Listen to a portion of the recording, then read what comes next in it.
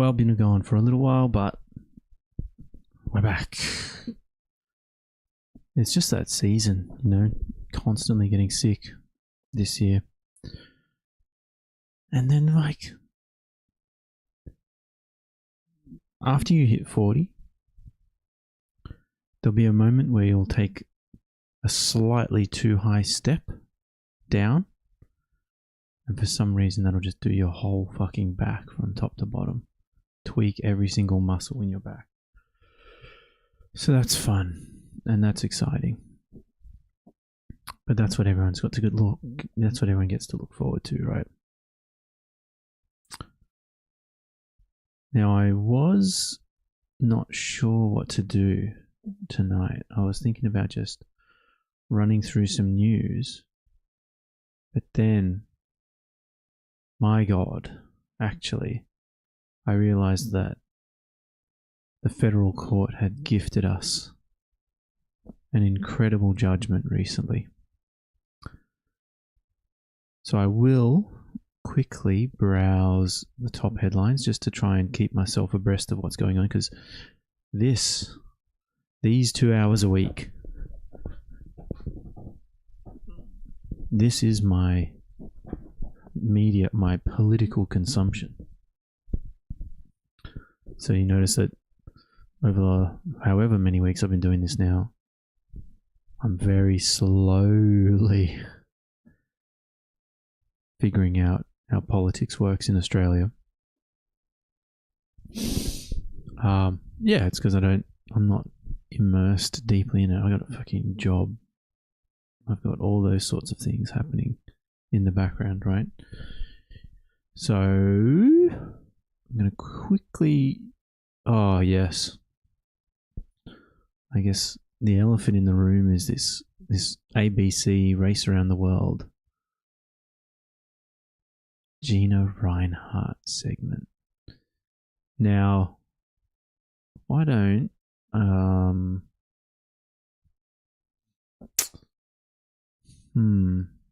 do we play it?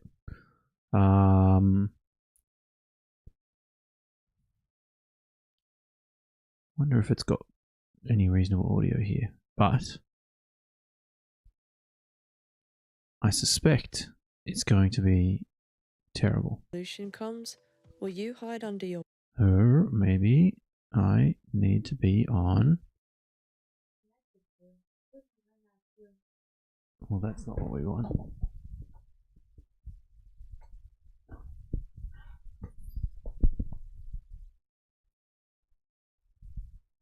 Hang on. And then... bed? Or will you know exactly how to shove a stick right up Gina Reinhardt's butthole, stirring it around, mixing her guts up nice and smooth? Yeah. That's no good. That is 100% no good.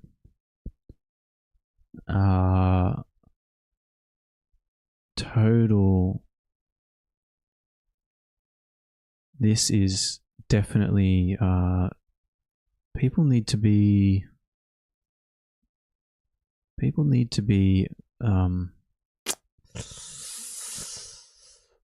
I guess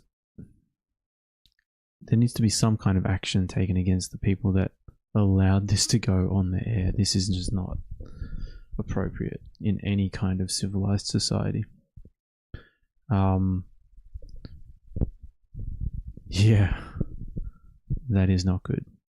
There is no room for this in our political discourse in Australia on a mainstream platform like the ABC or any television network.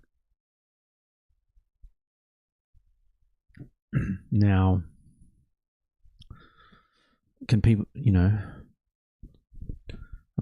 should people allowed to be put this online on their own personal YouTube? Probably. Oh, it's a little bit too violent for my taste for political stuff. Because when the revolution comes, Will you hide under your bed? Or will you know exactly how to shove a stick right up Gina Reinhardt's butthole, stirring it round, mixing her guts up nice and smooth?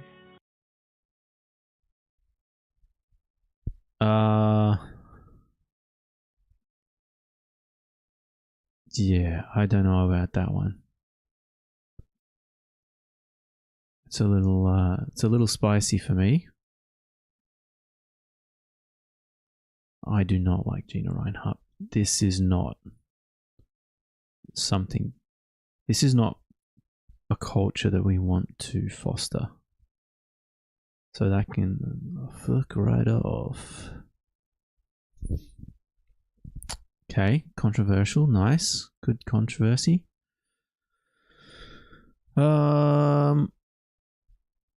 It looks like there's going to be, there's people, big tech to pay more if no deal reached with Australian media. Government has increased the levy for tech companies that fail to strike content deals with Australian news organisations from this ad revenue percentages. The companies have one key concession, with the levy only to be applied to digital advertising revenues, not their entire revenue. Okay. So it sounds like the government's trying to protect Australian businesses here through a levy. And that kind of makes sense, right? You need to have some local content still, otherwise we're just going to get force-fed American sloppyism till the day we die. And we're going to, people forget that culture is an export all on its own. And it's not just goods and services that are moving across country lines, country boundaries. It's ideas and memes. And we're already getting very Americized. And as soon as you eliminate local content, it gets even worse. So we should be supporting. I know I've been saying this on some of my other streams as well. We should be defining our own identity and culture. Actually, I did buy a book recently that I intend to read, and it reminded me of that interview with Pauline Hanson and Isaac Butterfield, where they failed to actually describe any unique piece of failed to describe anything that is part of the Australian culture.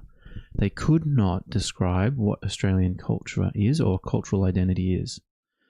Yet, Wayne Swan perfectly describes in the foreword to this book exactly, I think, how we should feel. Oh, fuck, where is it? Here we go. I think, Wayne Swan was the Prime Minister, wasn't he? It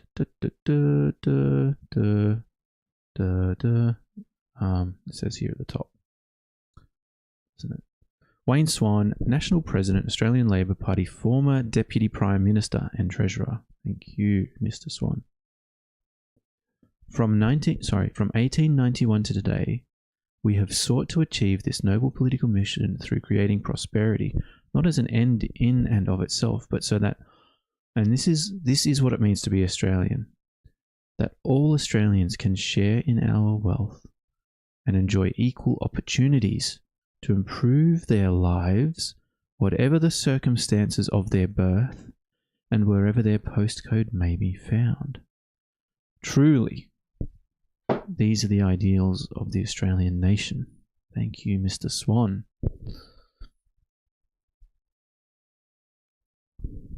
Because I think we, recentering ourselves a little bit, we have a moral obligation to approach the world with compassion and understanding. And so we shouldn't ever forget that that should be a high weighting on our thought process when we're making decisions and evaluating things. What is the morally correct choice in support of our fellow man and labourers and business owners alike, right? Righto, big tech coming at ya. Ex-ASIO agent wants to testify something. It's probably about the Jewish Royal Commission thing. EVs, okay, no one cares. Yes, so they're reporting on fraud identified in the NDIS. Of course, let's slam the NDIS. NDIS is a great idea. Don't get me wrong. I love the NDIS as a concept to support and provide service and help to people that can't work, who are disabled, can't work to a full capacity, feeds into that compassion, right? These are people. No one chooses to be born so much as we're aware, right? We don't know how the choice process is here. We know people choose and sometimes don't choose to have babies, but the person that's delivered never chose to be here. Lisa says Albanese has lost his direction on Indigenous affairs. Oh, okay. Shadow Indigenous Australian Minister Julian Lisa has accused the federal government of losing its direction on Indigenous policy since the Voice referendum. The remarks were made in a speech at the Garma Festival, which Anthony Albanese declined to attend. Mr. Lisa said addressing mental health education were his priorities for Indigenous Australians. Sounds like good places to direct. Now, this will be my hot take for people on the left. And this is probably why I see myself as more a Labour middle to Labour right. I thought the Voice referendum was bullshit and it shouldn't have actually ever happened. I don't think there needed to be a voice, an Indigenous voice thing for the Parliament. This is creating, the idea is that it's separating out people and creating a division of people based on race. And that is not the ideals that I want to strive for in this country. I want to strive for equality and equal opportunities, much like Wayne Swan, right? It doesn't matter on your postcode or your circumstances. And so I don't like the idea of a voice in the Parliament having a greater say than everybody else. So that was a not good for my personal opinion. Pauline Hanson, no good Muslims comments, not hate speech, police say. Well, we will see some hate speech very soon. Victorian politics don't care about state politics. Online watchdog takes Telegram to court over terrorism videos. That's good. Australia's online watchdog has launched federal court proceedings against messaging platform Telegram. The e-Safety Commissioner will allege the platform failed to remove terror-related content. Interesting. Maybe one that'll come up in our courts. Australians fork out $4 million for failing to vote in the federal election. Tough shit. I mean, our politics is so good.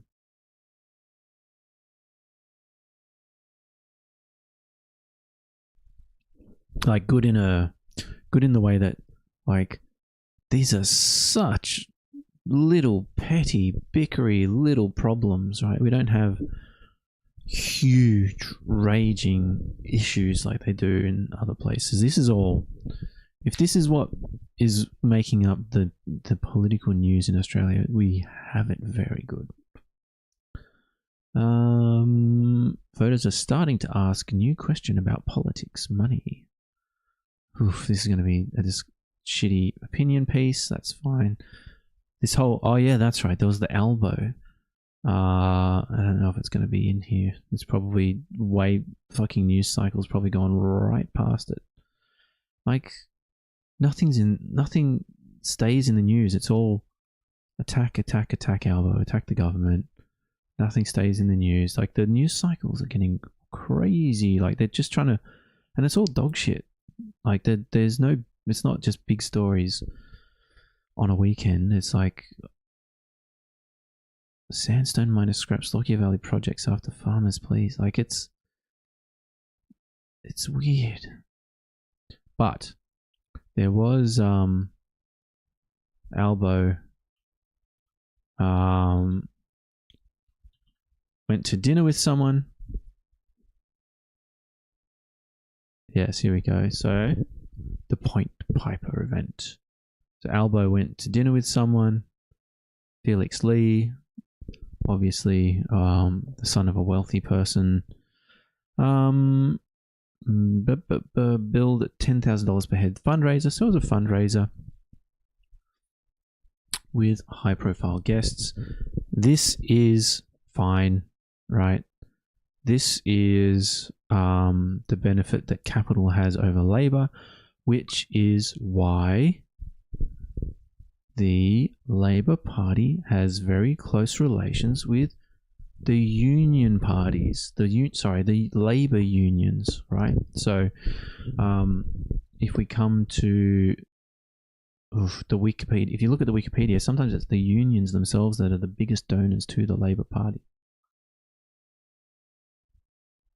And so everyone, Labour and capital, understands the game of, well, you need money. As a political party, you need money. That's fine. This is the cost of doing business. There's no shame in getting paid at fundraising events. This is ridiculous. And then I think the fallout was he ended up being like, there was he had his assets frozen or something over tax issues, and it's like, fuck yeah. Clearly there's no quid pro quo going on here if Albo can take the money and then the government still cracks down on these people. Like, this is ridiculous. But there was, I guess people were hinting at, it's a quid pro quo, there's money exchange, there's money involved, but there was nothing of the sort that I saw in that. So that's good. Like, I mean, if anything, that shows me that our Albo and at least some of our Labour politicians are very stand-up people. This is interesting to me.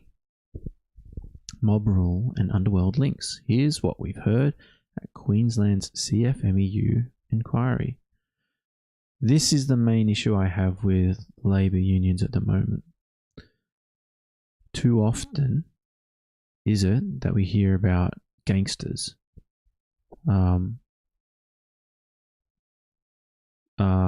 inside of Labour unions. Now, this might be different, but fuck, how long does... it's a long ass fucking read.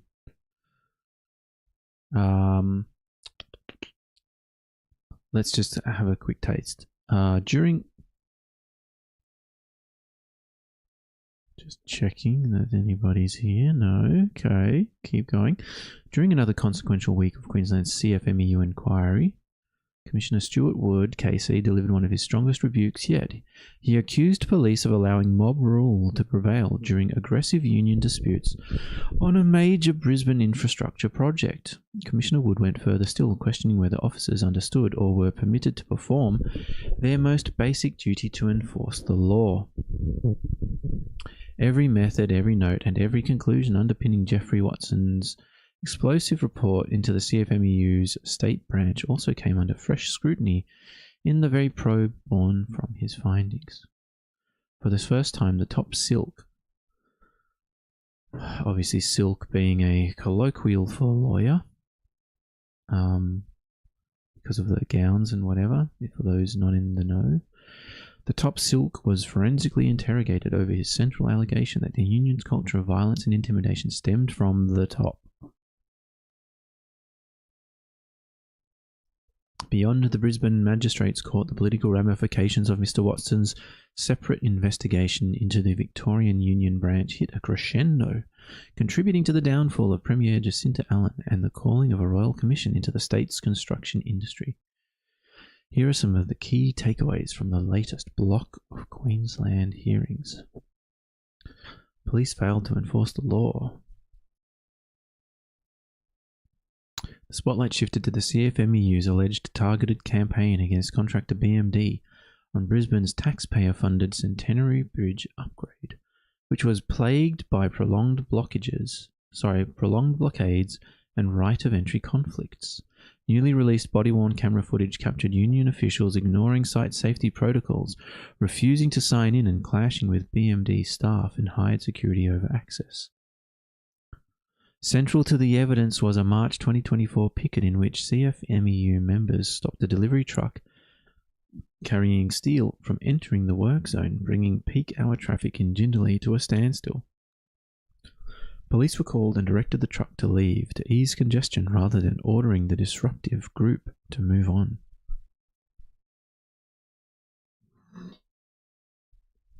The Action Body 3. Action. So this is 2024. In one of the inquiry's most striking moments, Commissioner Wood said officers failed in their fundamental obligation to enforce the law. I don't understand why they directed the truck driver to move on rather than removing the people who are blocking the truck driver from accessing the site. The law has been broken. It looked like a very straight up and down situation where people with no lawful right were preventing free access and egress from a site. The police's job is to enforce the law, and that didn't happen, he said. Commissioner Wood said it appeared police had taken the side of the lawbreakers. Oh my God. This is clearly someone who's never, ever, ever worked in customer service in their fucking life. Oh my God. Like, does he realize what he's asking the police to do here? Like, the ramifications of if they were now to make arrests for a truck delivery.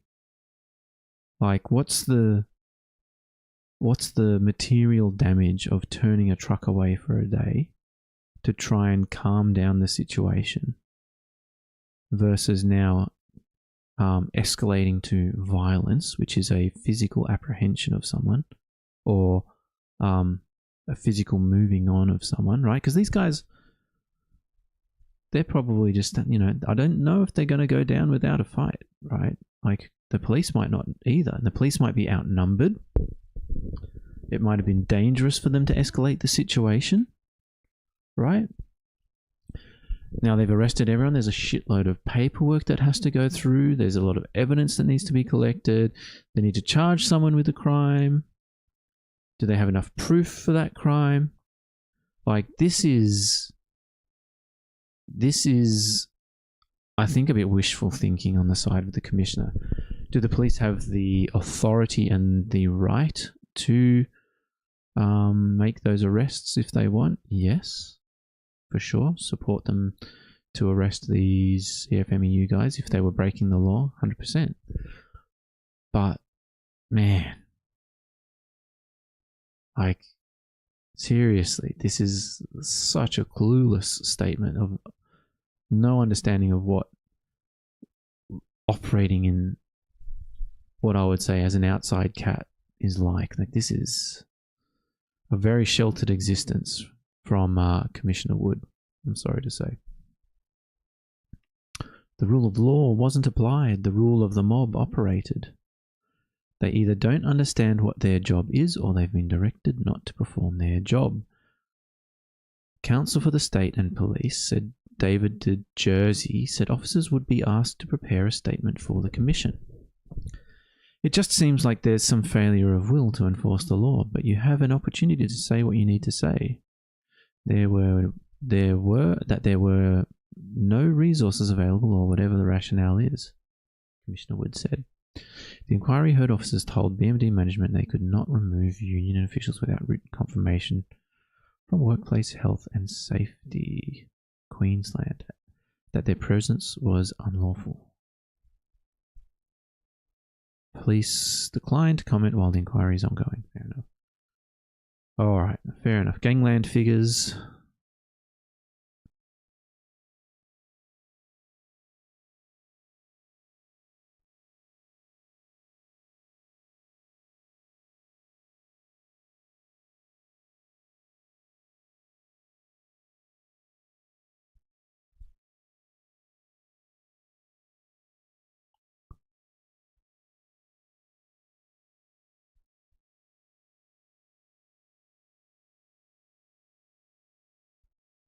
Yeah. So, mob rule. Nice. Okay, let's... news.com today. This is not a real news website. For those that aren't in the know, this is basically a way for people to pay to launder their... I keep saying this, it's so like my brain stops working at this time of night, and it's fucking pathetic. This is a way for people to launder their careers and their reputations. And then it's just slop and disgusting slop. And a lot of it's, I don't know. Okay, I am tiring of headlines for the moment because I really want to at least get a reasonable amount of time. Like this is not a short ruling. This is a beast of a bad boy. There's a lot of underlying facts here. There's a lot of back and forth. Let me get back to this one. So this started in 2025, or is this just the appeal? This is literally just the appeal. So I'm not sure where the first one is. Online files. And can I like? Ooh, no. Hanson. Is that the only? Oh no, there's more. Okay. That's the. Okay. Okay. This is the original one. Judgment. Ooh, there's these long ass ones. Oh, these are fucking long too. So the good thing about the appeal is that it's probably going to go through the details of the judgment, and it'll decide what's upheld.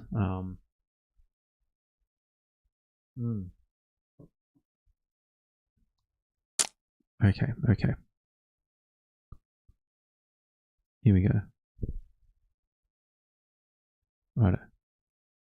Is there orders? So this is the first judgment. Okay, so in the first judgment, I just want to see how the first case played out and what the orders were, and then then I'll see what the appeal says to get the facts of the matter. The court. So this is from 1st of November, 2024, made by the Honourable. Is he? So judgment of John J. Stewart. So John Stewart. It doesn't say he's honourable though. But here we go. Stewart J.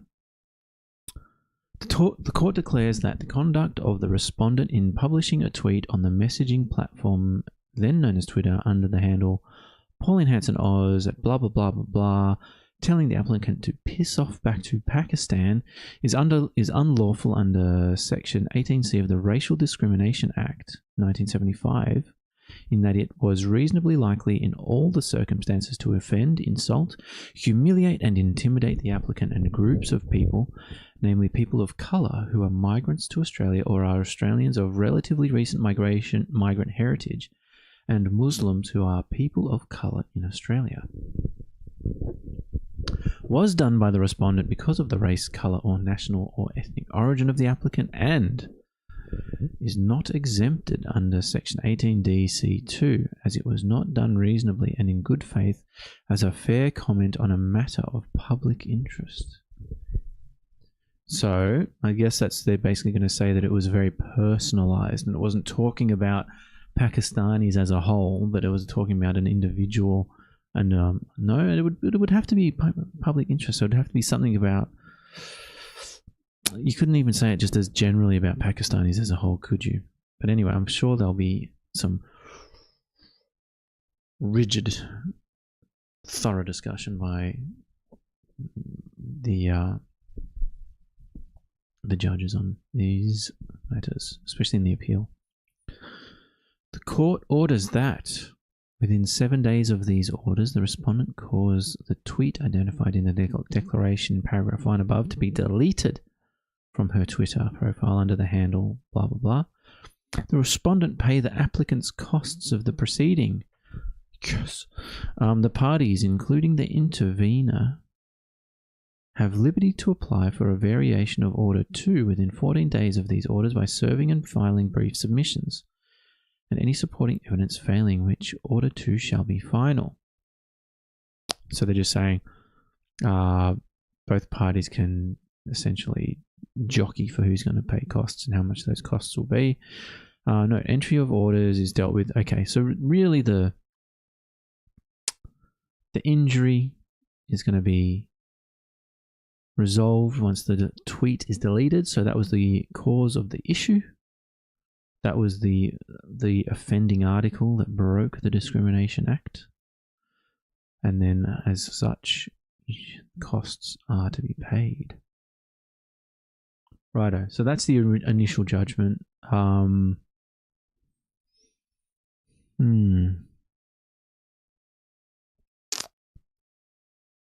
so there's a bunch of documents available, a whole bunch of submissions, which who gives a fuck? Let's just read the ruling. Or is it a judgment? It's a judgment. Sorry, I wonder if there's any other interesting court public interest cases at the moment. Fuck me, this is going to be a good one for your lefties, ACCC versus Coles and ACCC versus Woolworths Group.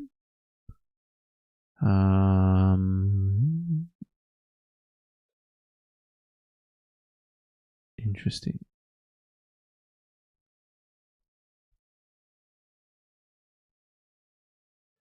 There's a whole bunch of interesting weird ones in here. I wonder what's deemed, how they deemed it public interest. Giggle for Girls versus Tickle.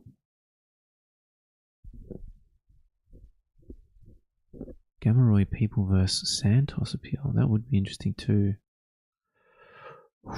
Fuck me, there's a lot of Latham and Greenwich. Oh, Latham. Oh man. You poor bastard. Okay. Roberts versus Fairfax. Yeah, we saw that one. Righto. I have danced around the bush too long just because it's so dead. There's a lot going on here. Whew. Okay, introduction. Queen Elizabeth II died in September 2022. In response, Senator Faruqi, the respondent, published the following tweet on the social media platform known then as Twitter. Condolences to those who knew the Queen. I cannot mourn the leader of a racist empire built on stolen lives, land, and wealth of colonized peoples. We are reminded of the urgency of treaty with First Nations, justice and reparations for British colonies, and becoming a republic.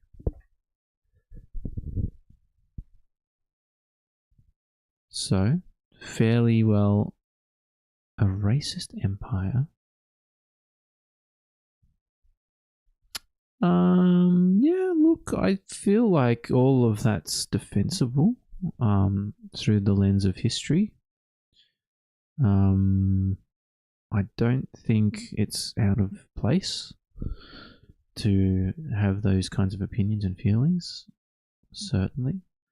We are reminded of the urgency of treaty with First Nations, justice and reparations for British colonies, and becoming a republic.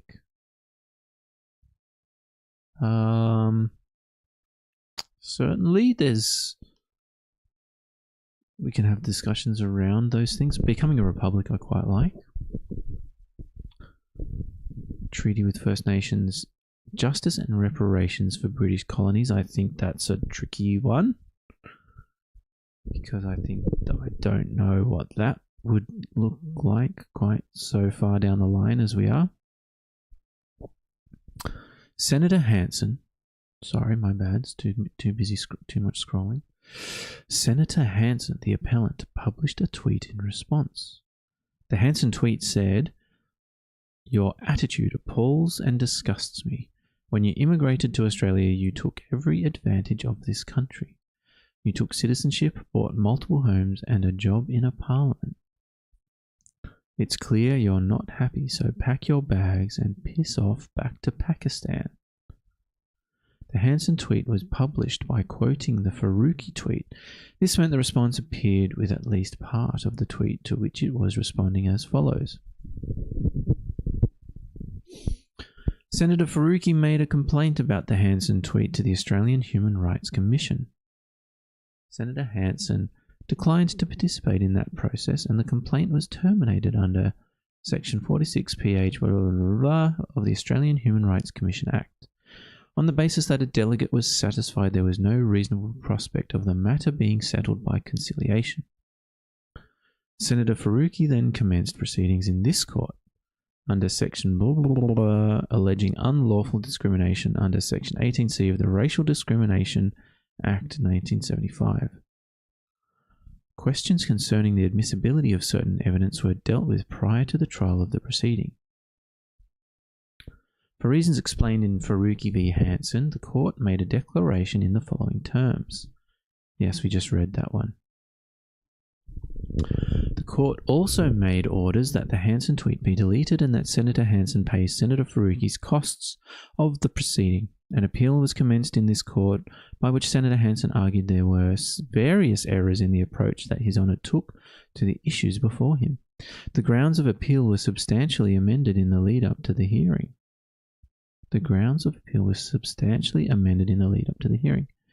In the course of the hearing, some arguments were advanced that were not encompassed within the grounds of appeal.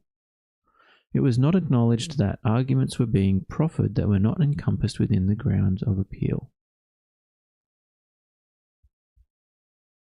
And no leave was sought to amend, or to otherwise dispense with the requirement in the federal court rules to set out the grounds of appeal within the notice of appeal.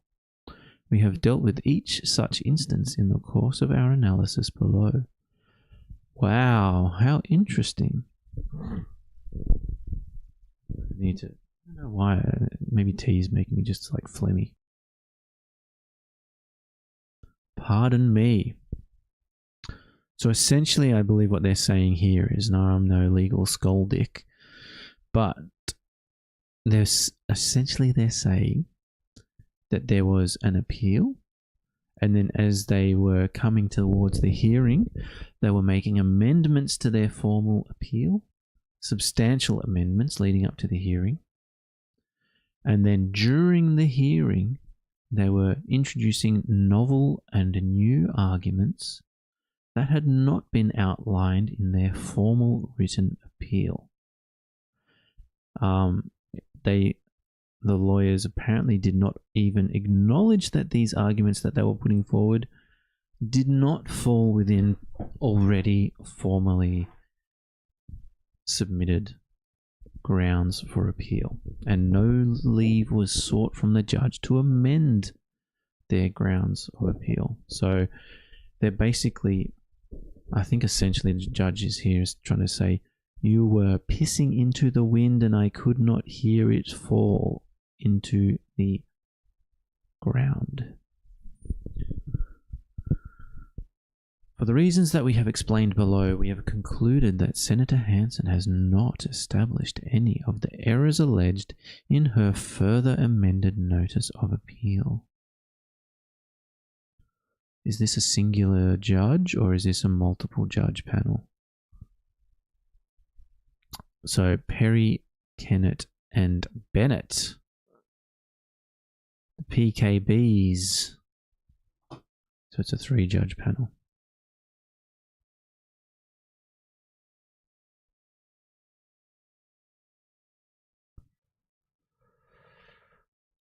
The framing of the case below. The proceeding below proceeded by way of concise statement, concise response, and concise reply.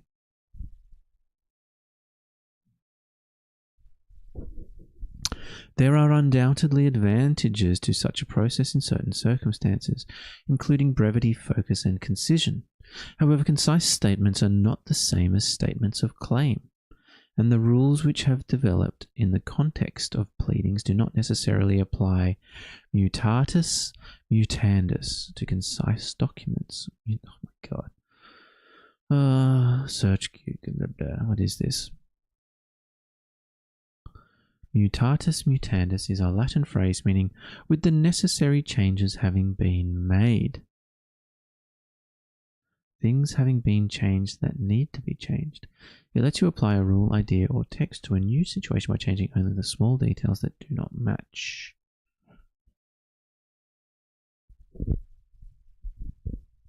So if I'm reading it in this context, however, concise statements are not the same as statements of claim, and the rules which have developed in the context of pleadings do not necessarily apply with the necessary changes having been made to concise documents.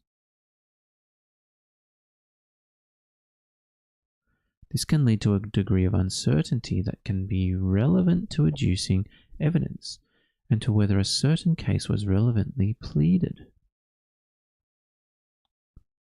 In highly contested cases where technical issues are likely to arise, the benefits of concise statements can be somewhat undermined.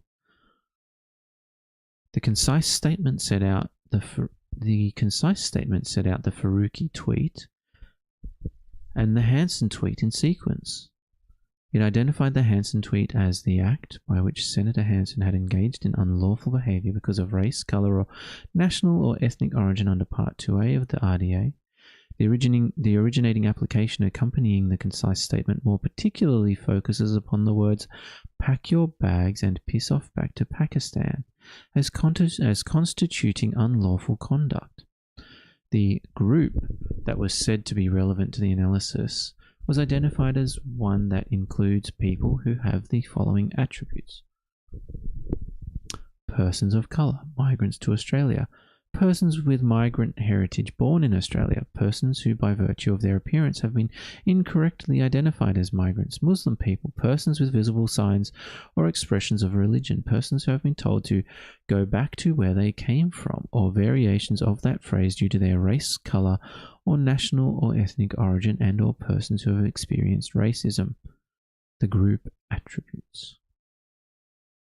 So you need to tick certain boxes to adhere to the law, which means you have to fall within a certain category of group, and the offending language has to target a specific category or group attributes, as they call them here.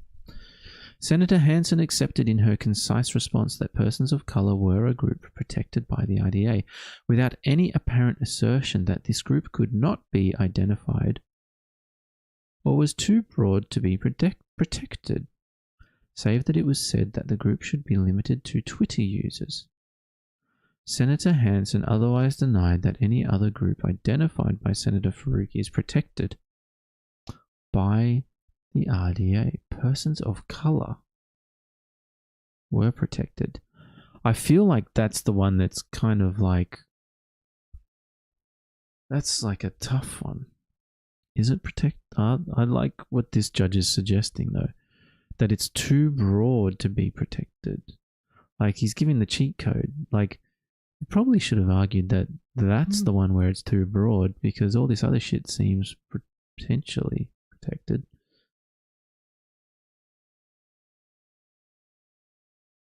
Denied that any other group identified is protected. Migrants to Australia, persons with migrant heritage. Muslim people are technically protected under hate speech, right? Visible expressions of religion protected under hate speech. Being told that... Yeah, okay. Senator Faruqi said in her concise statement that to establish her claim, it was necessary to establish that the act occurred otherwise than in private, that it was reasonably likely that Senator Faruqi and members of the group, or some of them, were offended, insulted, humiliated, or intimidated by the act, and that the act was done by Senator Hanson, including because of the race, colour, or national or ethnic origin of Senator Faruqi, or of the members of the group. Senator Hanson accepted that these were the elements necessary to establish the claim, save that it was said that it was also necessary to establish that the relevant group is protected. Oh my god. She basically put her hand up for it. That feels like the dumb argument. The argument should be, it's so pack your bags and piss off back to Pakistan. What would my argument be? What would my argument be?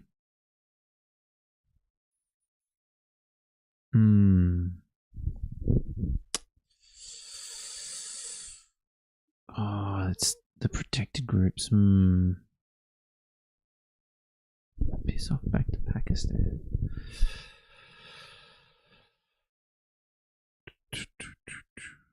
Oof. I don't know. I don't think there is a good argument here yet that I can see. I can't see a good path forward. Senator Faruqi asserted that she was offended, insulted, humiliated, and intimidated, and further asserted the act was likely to do similar to members of the group. It was alleged that the Hanson tweet was done because of the race, colour, or national ethnic origin of Senator Faruqi. The concise statement identified harm alleged to have been suffered by Faruqi and members of the group. In addition to denying the bulk of the allegations of Senator Faruqi, Senator Hanson sought to rely on the exemption under Section 18D of the RDA, asserting that the Hanson tweet was done reasonably and in good faith in making a fair comment on an event and or matter of public interest that was an expression of a genuine belief held by Senator Hanson. Senator Hanson otherwise asserted that the RDA infringed the implied freedom of political communication in the Commonwealth Constitution. Fuck off. And were therefore invalid either in full or in part. And that's a bullshit. That's kind of bullshit.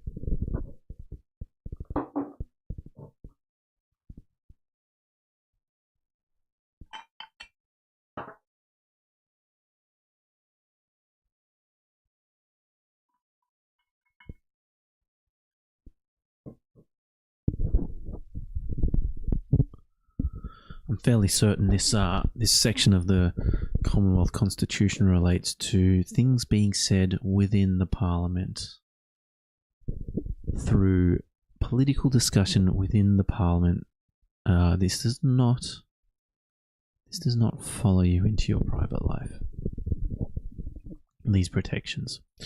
The matter was heard over a period of 4 days. What the fuck does this take 4 days?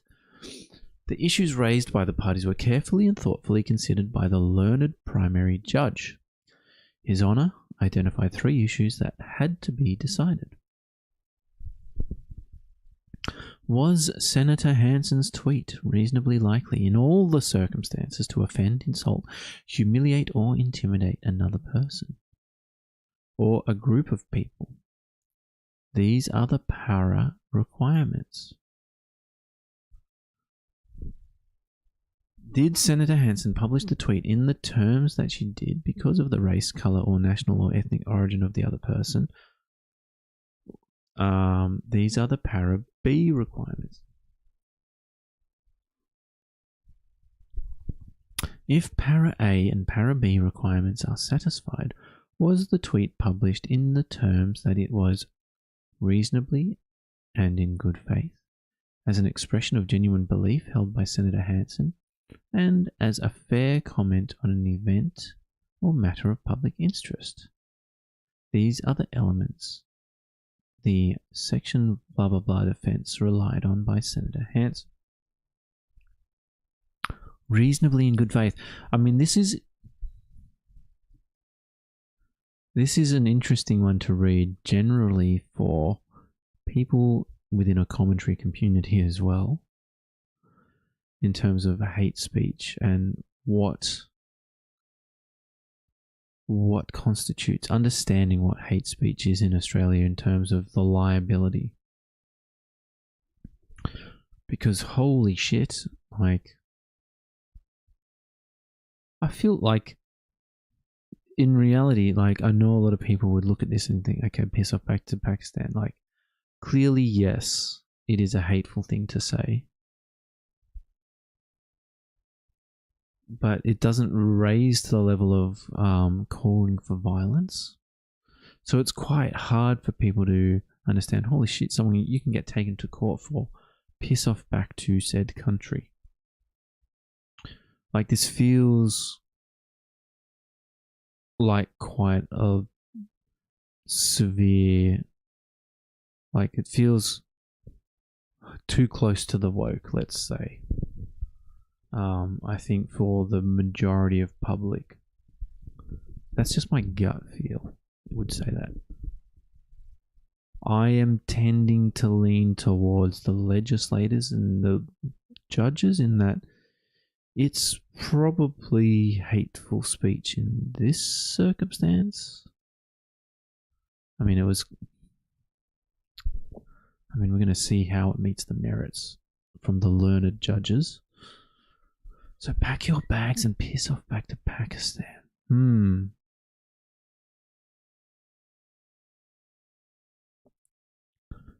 But I wonder, so if you said this to an individual's face and it was just the two of you and there's no evidence of it happening, fuck, would that count as well? So this is all 2022 and still bullshit. Like, this is very interesting.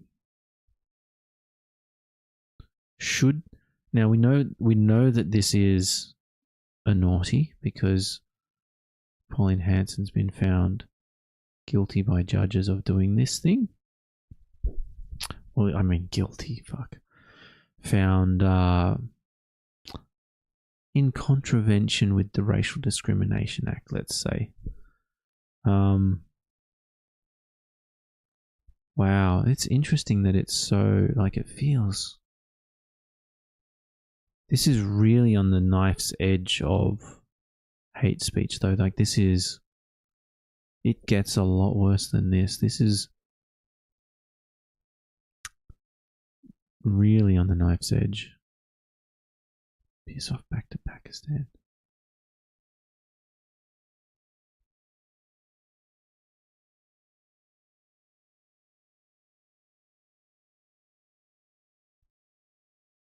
Jeez. Framing of the case. Where were we? Did we even get there yet? I don't think we'd gotten to the framing of the case yet. We'd hit the evidence. Here we go. It is useful to briefly introduce the evidence. Where it is relevant to a ground of appeal, it is considered in further detail in that context. Fuck, this is like sometimes I just love it when you get these appeal judgments because they summarize the case as it was, and then they just do that little bit extra, and it's really, you get the full meat and potatoes of the whole thing, and it just feels, it's very nice to read. Senator Faruqi. I am going to take 5 minutes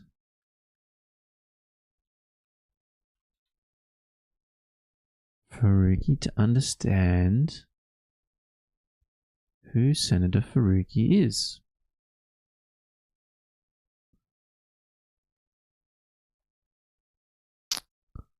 Mareen Saeed Faruqi is a Pakistani-born Australian politician and former engineer who has served as a federal senator for New South Wales since 2018, representing the Greens.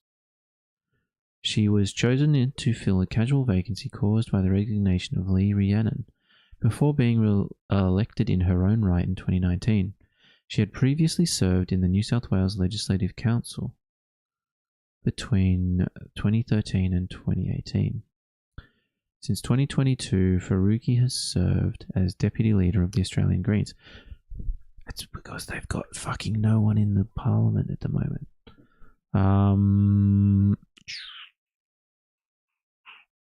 Where is the Greens? Where's their wiki normally tells you how many seats they have, right?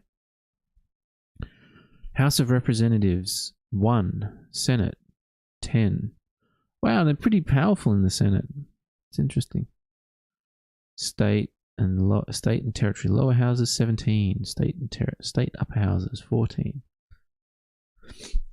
So there's not a lot of them. They got absolutely slaughtered by the Labour Party in the last election.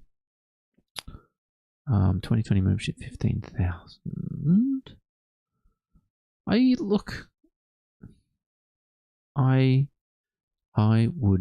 The reality of the world is I prefer the Greens over the One Nation Party. These are just facts. These are just facts.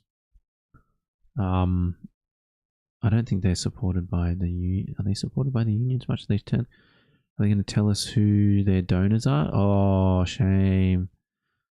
The Labour Party actually lists out all of its donors and how much each donor contributed, I believe. Anyway.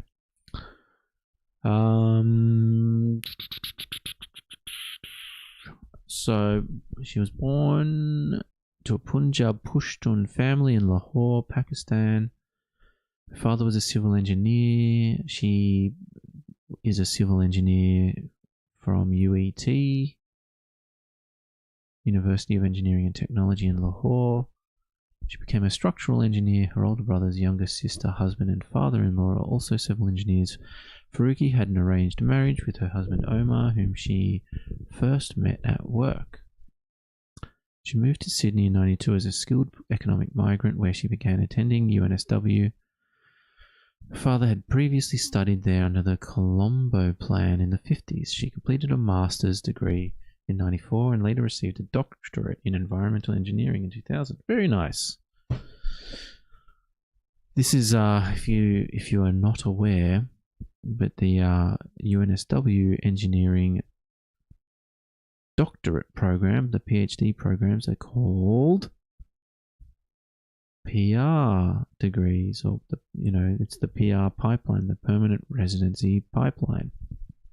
Because when you go to all the doctorate, the PhD candidates in the engineering schools, it's all foreign students looking to get permanent residency. At least it was when I was there, let's say. With her doctoral thesis titled Intensification of Anaerobic Lagoons for Abattoir Wastewater Treatment and Biogas Recovery. Nice. She sounds like she's clever and interesting. With like sometimes when these doing boring shit like this, it actually means that you're smart. Faruqi moved to Port Macquarie in 2001, but moved back to Sydney in 2006. She and her husband have 2 children together.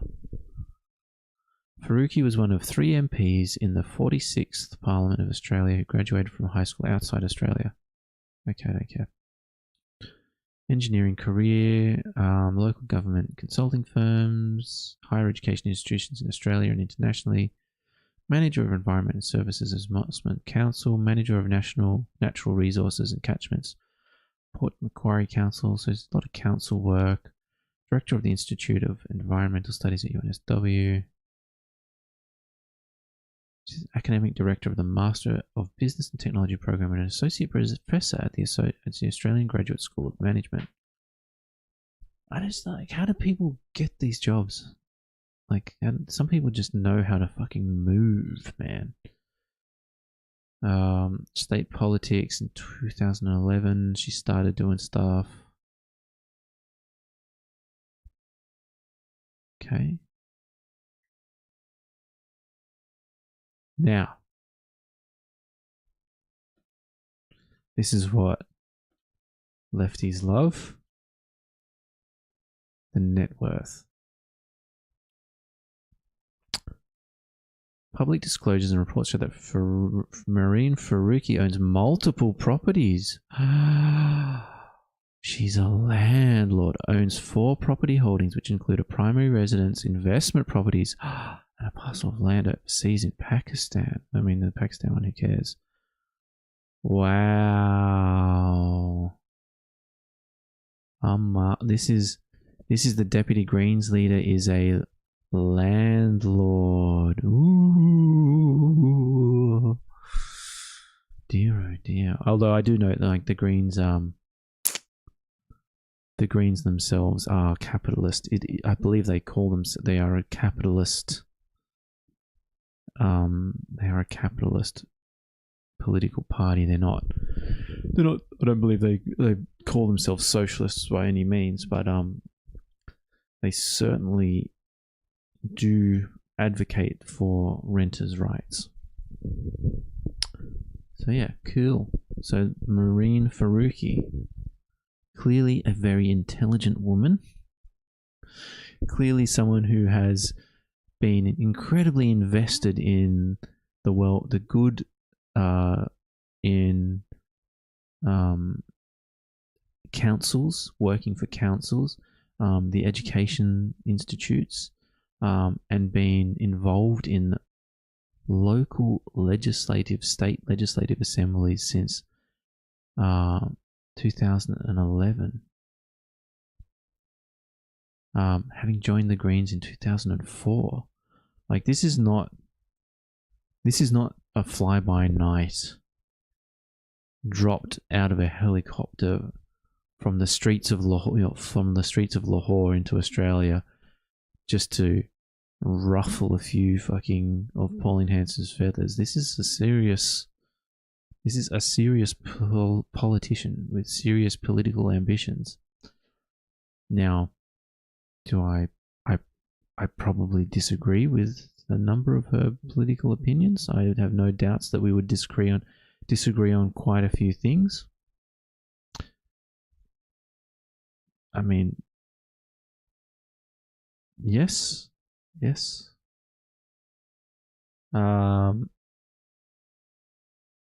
I have heard her say some strange things,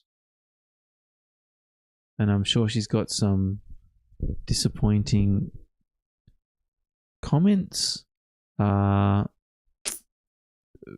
the initial days after the October 7th attack. I'm sure there's quite a few disappointing comments, but I don't want to go into that right now. Oh, well, we will leave it there for now. We have hit the end of our allotted time. Children, it is time for sweet dreams and lullabies. So farewell, good night, Auf Wiedersehen. I'll see you on Thursday.